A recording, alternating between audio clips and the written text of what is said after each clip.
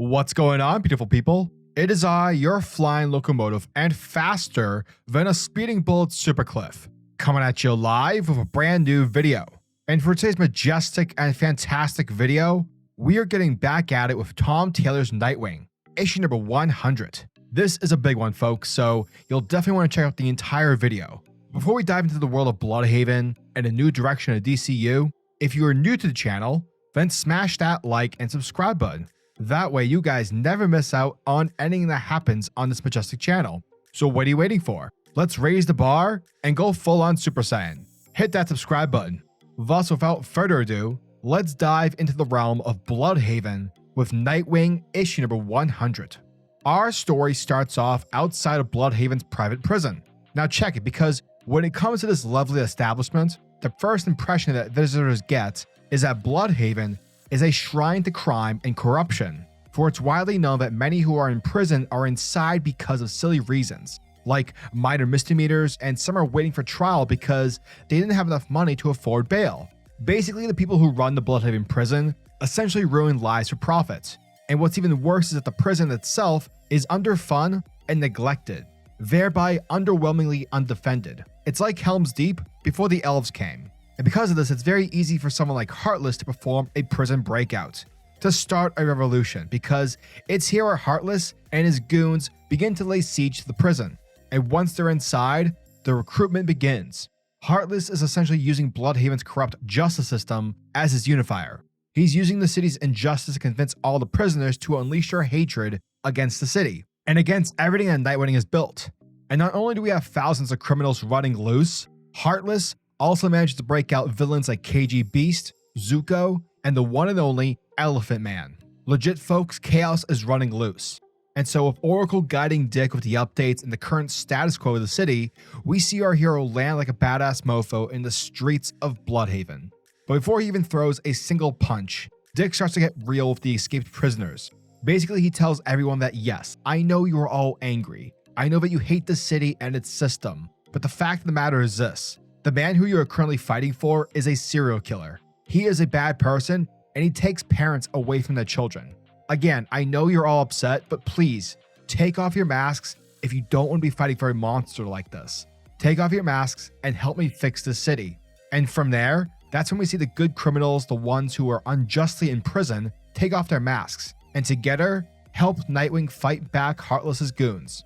But wait, there is more good news to come, because it's here where we see the arrival of the Titans. And from there, Dick goes from hero to commander. He tells Starfire and Raven to help turn back the other escaped convicts, while Donna, Troy, Beast Boy, and Cyborg are to head out and to stop Elephant Man from his rampage. And lastly, Wally West is sent out to unmask all of Heartless's people and to help contain the more extreme criminals. And with that, everyone heads off to do their job. Streets are being cleared of bad guys, and Elephant Man is taken down by a triple hitter attack from the Titans. Now it's here where we get a quick sample of the real reason as to why Heartless went all out on Bludhaven.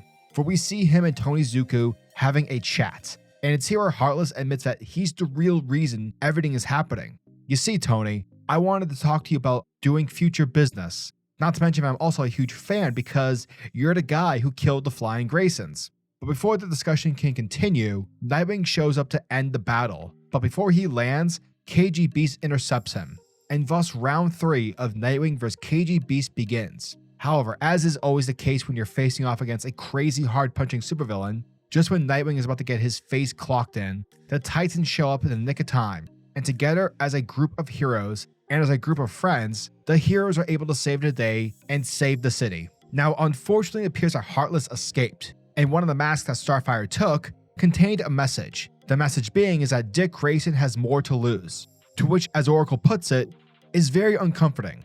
But alas, it's a fight for another day at least. But wait, there's more good news, beautiful people, because once the battle is won, it's here where we see the arrival of Superman and Wonder Woman. For these two Titans want to speak with Dick Grayson.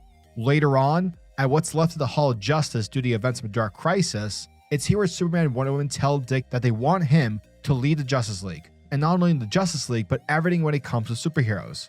They want him to be the face of the DC Universe, aka they want him to be the guardian of planet Earth.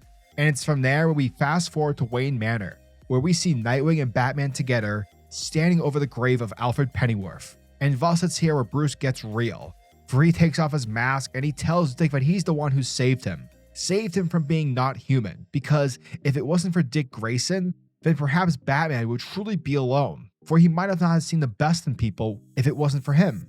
And alas folks, it's here where both Dick and Bruce hug it out, to which Dick addresses Bruce as his father, and no matter what happens, the two of them have each other forever. Picking up a month later, Nightwing holds a press conference, and here he addresses the media this. He tells everyone that criminals and supervillains have been fighting for control of Blüdhaven, but sadly for them, they won't and never will, because for today marks a new beginning for Bludhaven. And rather have the prison be the land point that welcomes travelers, rather the prison will no longer be a prison. Instead, it's going to become a beacon of hope, a symbol of the city's new guardians. And with all that said and done, Nightwing unveils that the prison will be the new location for Titan's Tower, for the Titans are moving into Bludhaven as its faithful guardians. Giggity goo. And that, folks, was the end of Nightwing, issue number 100. And thank you guys for checking out my video, as it truly means the world to me. So yeah, this issue was awesome. What I love about this issue is how Tom Taylor continues the overarching story with Heartless and his attempts to take over Bludhaven, while at the same time celebrating the character of Nightwing, while also pushing forward a new status quo for the city of Bludhaven.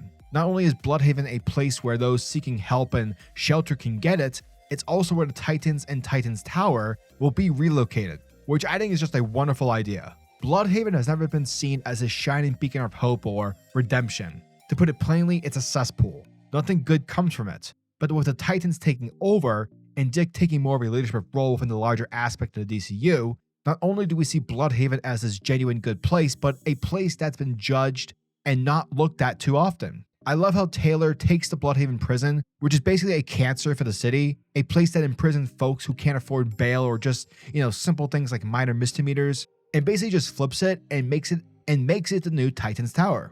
Very poetic. And not only do we get some payback for the crimes against Nightwing over the years, like him getting shot in the face by KG Beast, but we also get a cathartic embracement between Batman and Dick. And the fact that the two of them are showing their love for each other over at Alfred's grave was extremely touching and well done, so bravo to you, Tom Taylor. Overall, I really enjoyed this issue. It celebrated the success and impact of the character of Dick Grayson, and I cannot wait for what's to come in Tom Taylor's Nightwing. So yeah, as always, I'm your majestic sayer of words, SuperCliff, and if you guys are new to the channel, then do me a solid by smashing that like and subscribe button, and also the notification bell so that you'll never miss out on an upload, and so that you'll always be kept up to date with your favorite top tier comics happening in the comic book world.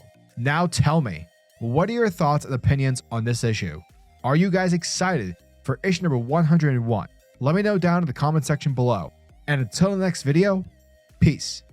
Giggity goo.